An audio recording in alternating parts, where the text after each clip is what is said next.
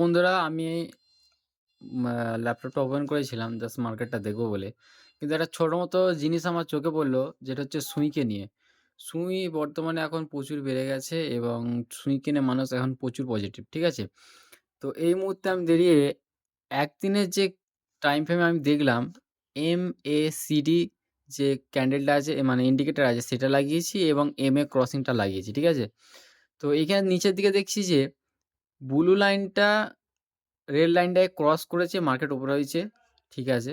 এরপরে হচ্ছে ব্লু লাইনটা ফের রেড লাইনকে ক্রস করেছে, তো মার্কেট নিচে আসছে। ঠিক আছে?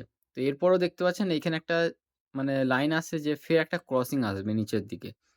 তো নিচের দিকে মার্কেট আসতে পারে। এরকম একটা ক্রসিং দেখাচ্ছে। আবার এইখানে ক্রসিং এর দিকে দেখলে দেখতে পাবেন রেড লাইনটা হচ্ছে লিখেছি শর্টের আর ব্লু লাইনটা লিখেছি লংয়ের। তো রেড লাইনটা ফের ব্লু লাইনটাকে ক্রস করতে যাচ্ছে। তো এখান থেকে মনে হচ্ছে যেন ২-১ দিনের মধ্যে একটা হালকা ক্রস আসতে পারে। তো এর জন্য আমি কি করলাম, একবার যে সুয়ের যে ওয়েবসাইট আছে সেখানে গেলাম। সুয়ের ওয়েবসাইটে এসলাম। সুয়ের ওয়েবসাইটে এসে কিছু তথ্য আমি এখানে পেলাম। দেখতে পাচ্ছেন এখন বর্তমানে সুয়ের ডলার চলছে $3.47 চলছে। ঠিক আছে? তো এরপর আমি দেখলাম এখানে আসার পর নিচের দিকে এলাম। নিচের দিকে আসার পর এখানে ইনফরমেশন যে পেলাম হচ্ছে সুঁইয়ের যে আনলকিং আছে, টোকন আনলকিং হয় না? বছরে বা কারো ৬ মাসে এরকম আনলকিং হয়। এর যে আছে 2nd ডিসেম্বরে একটা আনলকিং এর ডেট আছে। তো কোনো যখন টোকন বা কোনো কয়েন যখন দুবার আনলকিং হয়, অনেক মানুষকে দেয়া হয়, তখন তারা পাওয়ার সঙ্গে, সঙ্গে জিনিসটাকে সেল করে দেয় এবং তার প্রাইসটা ডাউন হয়ে যায়।